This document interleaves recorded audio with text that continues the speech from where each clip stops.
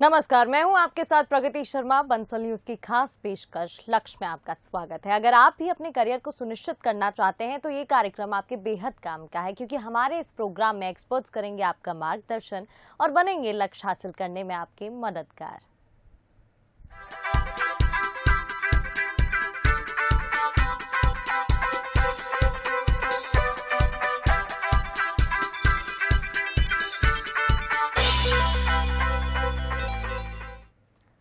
लक्ष्य में हम आपको ऐसे लोगों से मिलवाते हैं जो शिक्षा के क्षेत्र में बेहतर काम कर रहे हैं और स्टूडेंट्स के मन में करियर को लेकर उठ रहे तमाम सवालों के जवाब देते हैं।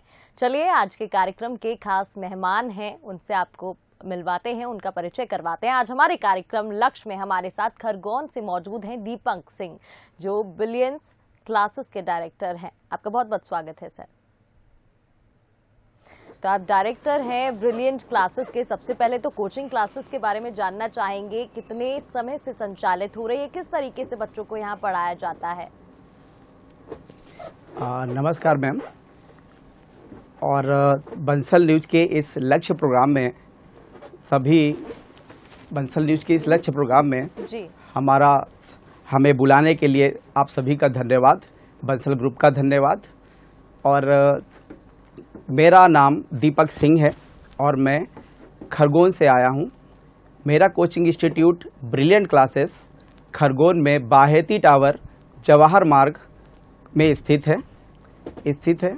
करीबन 4-5 सालों से तो हम लोग इस कोचिंग संस्थान को रन कर रहे हैं, लेकिन यहाँ पे स्टार्ट करने के पहले मैं आपको थोड़ी सी इस कहानी बताना चाहूँगा। लगभग 2014 में ये कोचिंग एक ट्यूशन के रूप में हमने स्टार्ट की, जिसका केवल मकसद अपने खर्चा जो हमारी पढ़ाई में खर्च आ रहा था, उसके लिए एक माध्यम था कि हम उससे जो थोड़ा बहुत अर्निंग करें, उससे अपनी पढ़ाई कंटिन्यू कर सकें। फिर 2014-2015 ये 10 बाई 10 के कमरे से हमने स्टार्ट की, 10 बाई 10 के कमरे से स्टार्ट की और 4 बच्चे से स्टार्ट की थी। और 2016 में मैं और मेरे मित्र ब्रज सर दोनों ने मिलकर इस कोचिंग को एक नया रूप दिया। एज ए प्रोफेशन हमने इसे चूज किया और 2016 से ये निरंतर चल रही है। और 2016 से लेकर अभी तक हर साल प्रत्येक वर्ष 100% रिजल्ट रहा है। एक भी विद्यार्थी हमारे यहाँ बोर्ड परीक्षा में फेल नहीं हुआ है। 10वीं और 12वीं दोनों ही क्लासेस में मिलाकर लगभग 350 प्लस विद्यार्थी हमारे पास इस वर्ष अध्ययनरत हैं। और हमारी कक्षाएं दोनों ही माध्यम में चलती हैं, 6वीं से लेकर हिंदी माध्यम और अंग्रेजी माध्यम दोनों में चलती हैं। दीपक जी, और करीबन जी मैम। दीपक जी, आप क्लासेस के बारे में यहाँ पर बता रहे हैं। मैंने अभी देखा भी तस्वीरों में, नीट हो गया, जेईई हो गया, तमाम यहाँ पर कॉम्पिटिशन्स की तैयारियां करवाई जाती है। साथ ही आपने बताया कि 10वीं 12वीं की भी बच्चे जब पढ़ाई कर रहे होते हैं तो प्रेशर दोनों तरफ का होता है, तो कहीं ना कहीं जिम्मेदारी आप पर भी बढ़ जाती है। किस तरीके से फिर डील किया जाता है? मैम, हमारी क्लास जैसे मैंने बताया कि कक्षा 6वीं से स्टार्ट है। 6, 7, 8, 9, 10 सभी बच्चे हैं, जो हम बच्चों को शुरुआत में ही इतना प्रिपेयर कराते हैं कि उन्हें बोर्ड का प्रेशर न रहे। एक साल में हम 2 से 3 बार रिवीजन करवा देते हैं, ताकि बच्चे को बोर्ड का लेकर एग्ज़ाम को लेकर टेंशन न रहे। और रही बात कंपटीशन एग्ज़ाम की, तो हम लोग क्या करते हैं, साथ में हर वीकली टेस्ट रखते हैं, ताकि वीकली टेस्ट में बच्चा अच्छा रिजल्ट करे। एक जो कंपटीशन की भावना होती है, या ये कहें कि एक कंपटीशन का लेवल होता है, कंपटीशन की शुरुआत होती है, वो हम बच्चों को 9th में ही स्टार्ट करा देते हैं। प्रत्येक संडे टेस्ट रखवाकर वो एक कंपटीशन के लिए तैयार हो जाता है। और यही कारण है कि हमारे साथ कई बच्चे 12वीं के साथ नीट और जेईई में सेलेक्ट हो पाते हैं। बिल्कुल सर, यहाँ पर अगर हम बात करते हैं क्लासेस की, तो कहीं ना कहीं ऑनलाइन मीडियम के थ्रू भी अब बच्चों को पढ़ाया जाता है, कुछ नोट्स ऑनलाइन भी भेज दिए जाते हैं। लेकिन ऑफलाइन की अगर हम बात करते हैं तो फेस टू फेस और भी ज़्यादा बेहतर तरीके से पढ़ाई हो पाती है। तो किस तरीके से दोनों मीडियम का यहाँ इस्तेमाल किया जाता है कोचिंग क्लासेस में? मैम कोविड के टाइम पे हम लोगों ने ऑनलाइन स्टार्ट किया था। हमारा पहला एक्सपीरियंस था जो कि काफ़ी हद तक सफल रहा, क्योंकि अच्छे रिजल्ट भी मिले, बच्चों ने अच्छा सहयोग दिया। लेकिन एक ऑनलाइन का और ऑफलाइन में थोड़ा सा अंतर है। दोनों के फायदे भी हैं और दोनों के नुकसान भी हैं जी। मैं अगर बात कहूं कि ऑनलाइन क्लासेस की तो अभी हम बात करें कि ऑनलाइन में 2019 2020 दोनों ही क्लासेस में हमने ऑनलाइन क्लासेस चलाई। यहाँ पे 2019 और 20 में हमने एक अच्छा रिजल्ट दिया ऑनलाइन क्लासेस के माध्यम से, लेकिन अभी फिर ऑफलाइन स्टार्ट हो गई तो हमने गैप कर दिया है। पर इस वर्ष 2023-24 में हम एक नए प्लेटफॉर्म पर वापस आ रहे हैं। हमारा ब्रिलियंट क्लासेस के नाम से एप्लीकेशन तैयार हो रहा है और इसमें जो बेनिफिट है, जो बच्चे हमारे पास नहीं आ पाते, दूरी के कारण नहीं आ पाते या फिर कोई और कारण होता है जिससे वो हमारी कोचिंग में नहीं आ पाते, हम उन्हें ऑनलाइन क्लासेस उपलब्ध कराएंगे और साथ में ही उन्हें टेस्ट सीरीज और रिवीजन क्लास और वीडियोस, रिकॉर्डेड वीडियोस भी उन्हें हम उपलब्ध कराएंगे। मेरा मानना तो यही है कि ऑनलाइन माध्यम अच्छा है पर ऑफलाइन माध्यम और अच्छा है, क्योंकि यदि अगर आपका विद्यार्थी, आपका बच्चा, आपका स्टूडेंट ऑफलाइन पढ़ेगा तो वो कुछ नैतिक मूल्यों को भी सीखता है, नैतिक मूल्यों को भी सीखता है, ताकि वो आता है तो यहाँ पे दोस्तों के साथ बैठता है, दोस्तों के साथ चीज़ें शेयर करता है, दोस्तों के साथ अपनी प्रॉब्लम शेयर करता है, डाउट पूछता है, जबकि ऑनलाइन में ऐसा संभव नहीं है जी। लेकिन हाँ, ऑनलाइन में टाइम बचता है, फीस कम लगती है, क्योंकि आपने देखा होगा कि ऑनलाइन में फीस लगभग आधी या 1/4 रखी जाती है, जिसके कारण ऑनलाइन भी एक अच्छा माध्यम है पर ऑफलाइन भी है। मैं तो सजेस्ट यही करूंगा कि आप ऑफलाइन ज्वाइन करें। अगर नहीं है, संभावना नहीं हो पाता है तो ही आप ऑनलाइन की तरफ जाएं। बिल्कुल, जैसे कि आपने बताया यहाँ पर इंग्लिश और हिंदी दोनों मीडियम की यहाँ पर पढ़ाई करवाई जाती है। अगर बच्चे इंग्लिश में कंफर्टेबल हैं तो अंग्रेजी में, और अगर हिंदी में तो हिंदी में उन्हें पढ़ाया जाता है। इधर जैसे कि बच्चे जो बोर्ड्स में हैं उनको कहीं ना कहीं क्लास में अच्छा स्कोर करने का टारगेट भी रखकर आगे चलना पड़ता है, 10th में अच्छे परसेंट लाने होते हैं, और दूसरी तरफ क्योंकि वो नीट की या IIT की प्रिपरेशन कर रहे होते हैं तो उनका कहीं ना कहीं टारगेट ये भी रहता है कि हमारे परसेंटाइल उसमें भी अच्छे रहें, जिससे कि हम अपना कॉम्पिटिशन क्रैक कर सके। तो ऐसे में क्या कोई टेस्ट पेपर सीरीज प्रोवाइड करवाई जाती है जिससे कि उनका जो कंसंट्रेशन है वो बोर्ड की तरफ से ना हटे? क्योंकि ऐसा कई बार देखा जाता है कि IIT में अच्छे मार्क्स आ जाते हैं, नीट में अच्छे आ जाते हैं, लेकिन बोर्ड में 70% 80 इधर तक ही रह जाते हैं। जी मैं यहाँ पर एक लाइन जोड़ना चाहूँगा जी।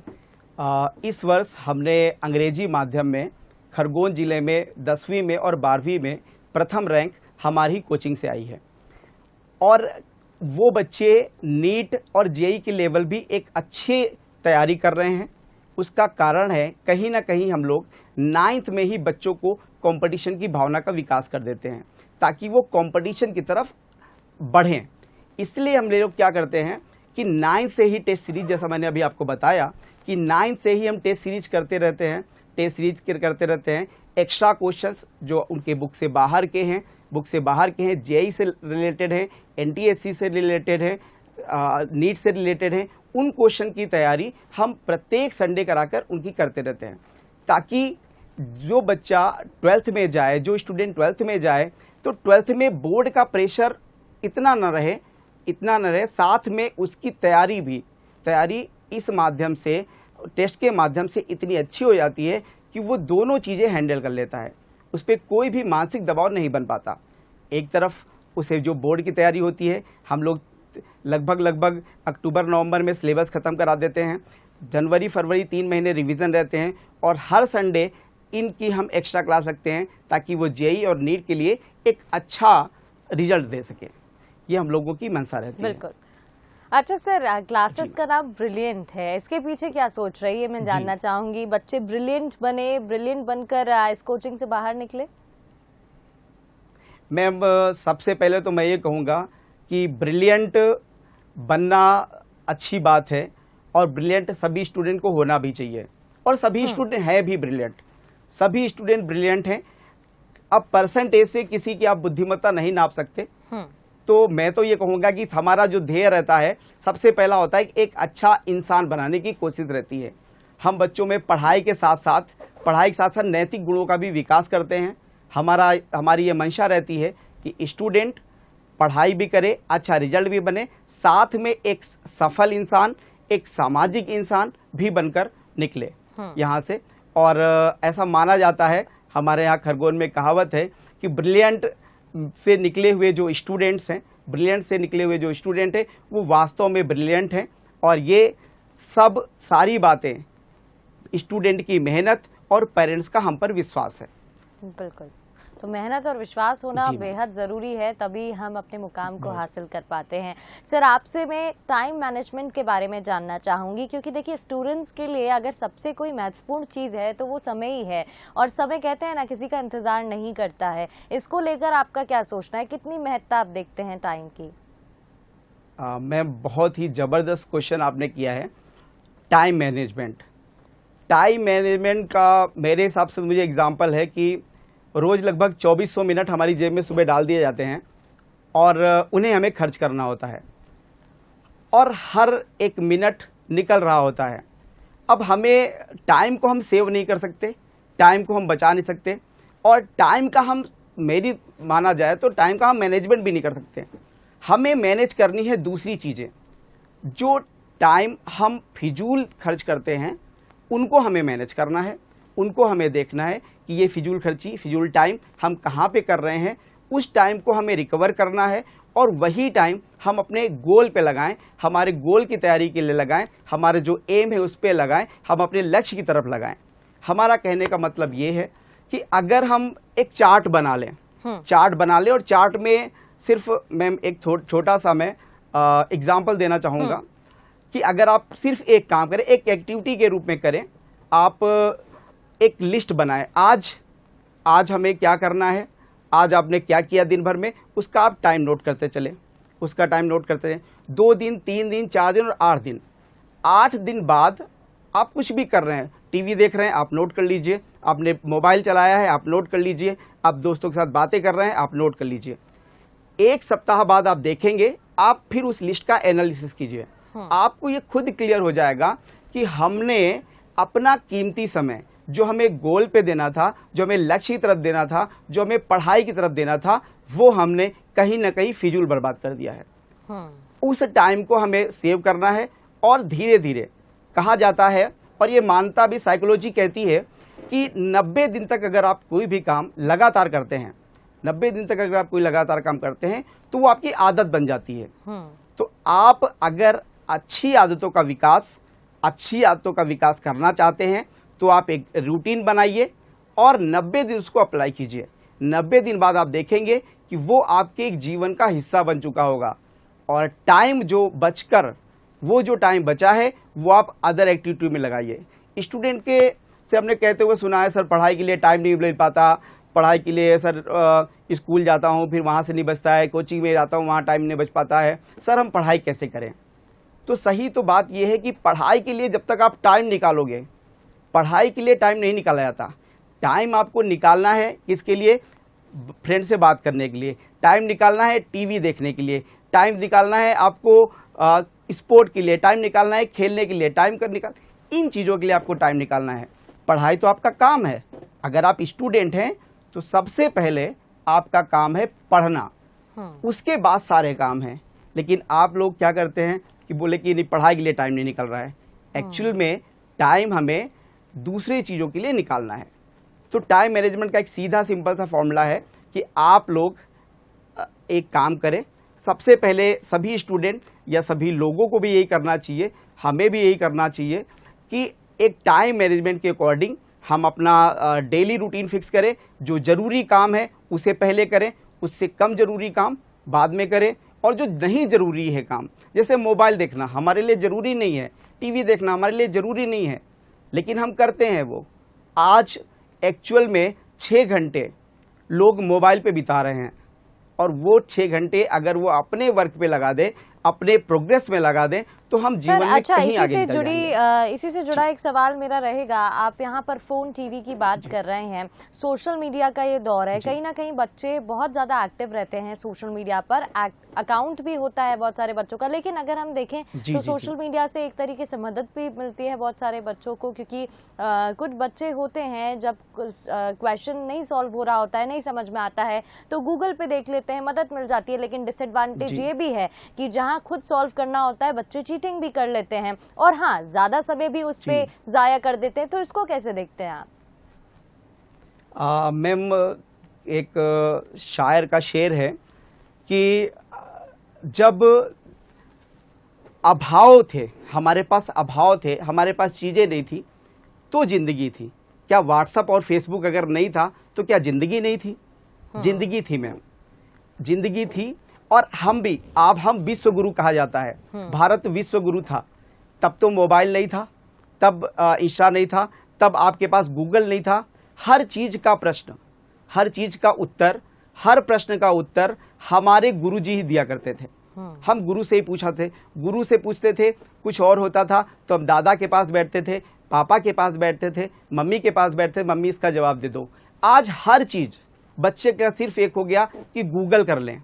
गूगल ने कहीं ना कहीं हमारे सोचने की शक्ति को कम कर दिया है, क्योंकि हम किसी चीज में घुसना ही नहीं चाहते। कुछ भी काम पड़ा तो लोग गूगल पे सर्च कर लिया। तो कहीं ना कहीं उसका फायदा तो है कि भाई गूगल का बेनिफिट है, हमें तुरंत आंसर मिल गया।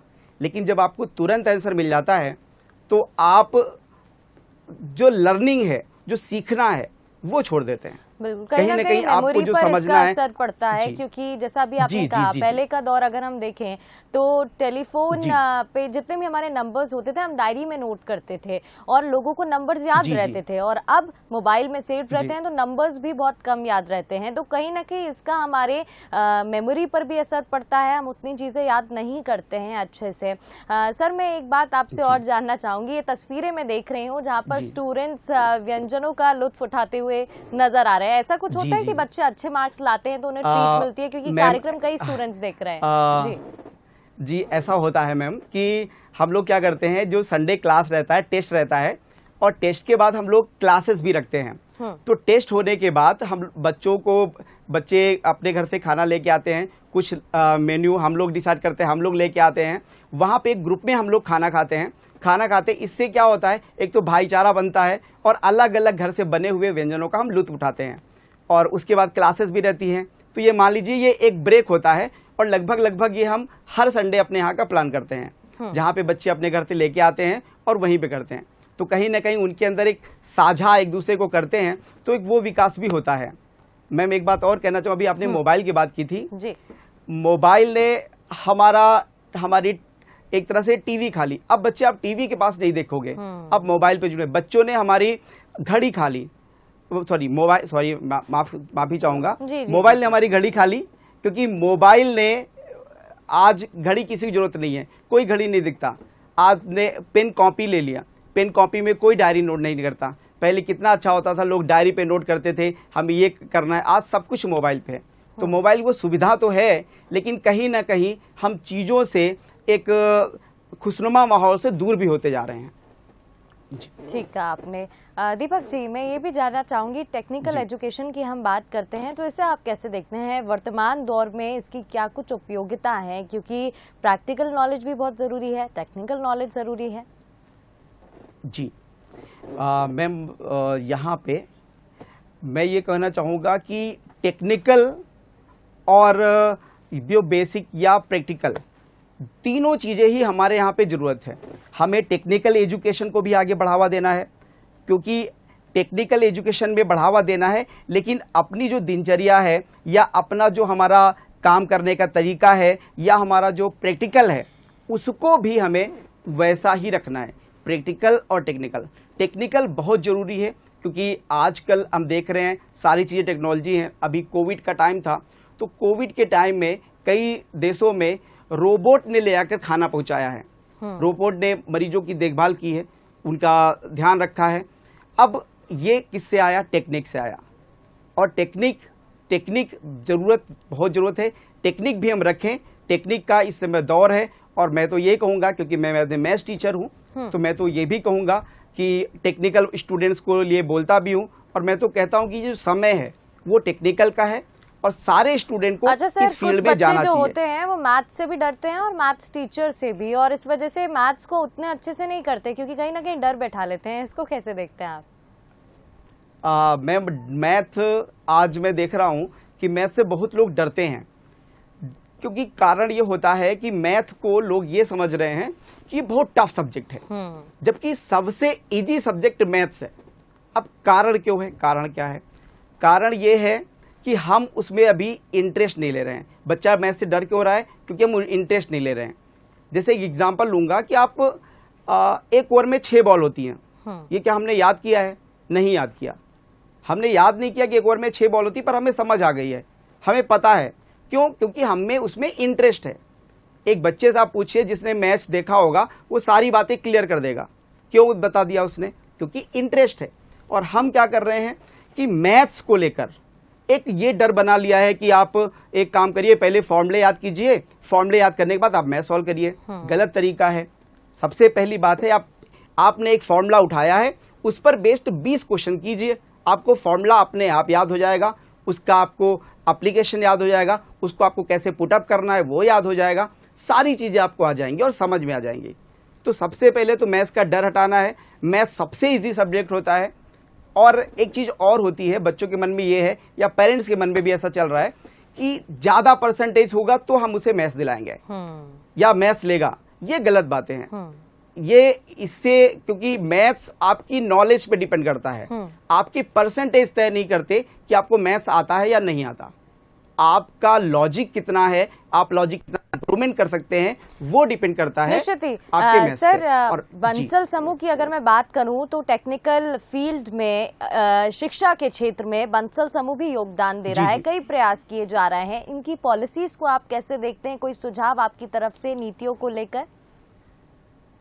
मैम, बंसल ग्रुप अपने आप में महान है और अपने आप में उन्होंने इतना अच्छा अरेंजमेंट करके रखा है, इतनी अच्छी व्यवस्था करके रखी है। अभी मैं एक बात करना चाहूँगा कि मैंने जब यहाँ पे कॉलेज विजिट किया और देखा, तो यहाँ पे एक चीज़ हमें समझ में आई कि जो एक डिसिप्लिन है और जो यहाँ पे बच्चों के अंदर जो टैलेंट है, या यूँ कहें कि यहाँ पे प्लेसमेंट देखी हमने, प्लेसमेंट के तौर पे देखा, तो कहीं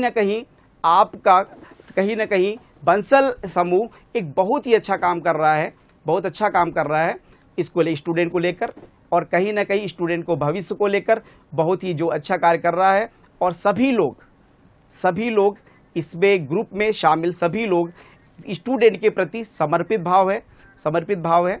और मैं नीतियों के बारे में ये कहना चाहूँगा कि जो नीतियों का अपनाया गया है वो बहुत ही अच्छा है और वो प्रत्येक स्टूडेंट के लिए काबिले तारीफ है।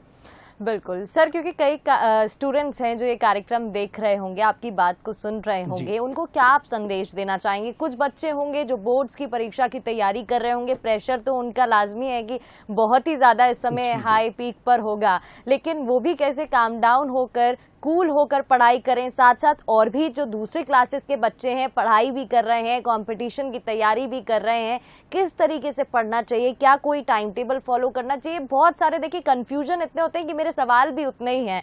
कैसे सब चीजों को मिला के एक बैलेंस तरीके से हमें आगे बढ़ना चाहिए? जी देखिए, ये परीक्षाओं का दौर है, सभी बच्चों को टेंशन है कि एग्जाम में क्या होगा, कैसे करेंगे, अभी सिलेबस बचा है। तो यहाँ पे वही बात आती है टाइम मैनेजमेंट की। अगर आपने प्रॉपर टाइम मैनेजमेंट नहीं बनाया था तो वो कहीं ना कहीं लास्ट में दिक्कत आती है। अगर आपने सही समय पे अपना कोर्स कंप्लीट नहीं किया, सही समय पे आपने नोट्स नहीं बनाए थे, तो प्रॉब्लम आती है। पर मैं ये कहूँगा कि आप सभी स्टूडेंट से कहना चाहूँगा कि आप पहली बात तो टेंशन ना लें, आप जो पढ़ाई कर रहे हैं उसको ही आप कंटिन्यू करिए। सबसे पहले उन चैप्टर्स को पढ़िए जो आपको अच्छे से आते हैं, जिन पे आप अच्छे से आते हैं, और आप उन पे और अच्छी मेहनत करिए, ताकि अगर उन चैप्टर से एग्जाम में क्वेश्चन आए तो आप नहीं छोड़ें।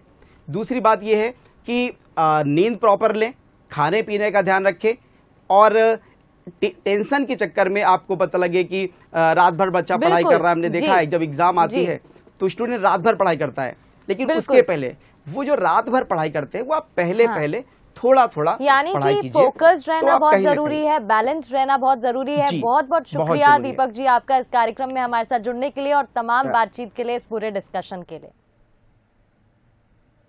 तो चलिए इसी के साथ हमारे कार्यक्रम लक्ष्य में फिलहाल इतना ही।